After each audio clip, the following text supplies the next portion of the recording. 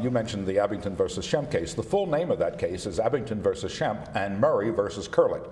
There was a famous woman, an atheist, Madeline Murray, later Madeline Murray O'Hare, and she brought a similar case. It started in the Maryland courts, and it wound its way up and became part of this, it was appealed to the Supreme Court. At the same time, the Abington case reached there, and so the two cases were joined. So there's actually only one decision for these two cases. Now, our Schempp family was a member of a Unitarian church. Outside of New England, hardly anybody knows about Unitarians, but it had the magic word church in it, right, in our traditions.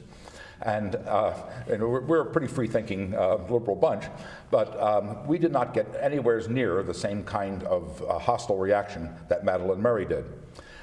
Madeline Murray's kids were beat up, her house was firebombed, the police department refused to respond, all sorts of horrible, horrible things.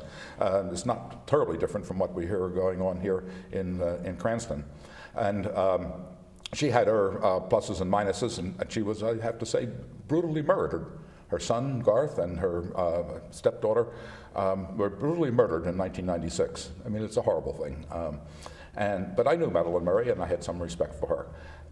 The reason that she attracted so much lightning was because she was an atheist. And I think not only because she was an atheist, but because she was a woman and an atheist. In our society, we so often think of women being the repositories of faith. And when a woman now takes an atheist or non-believer position, it brings down even more opprobrium than if some male were to have done the same thing.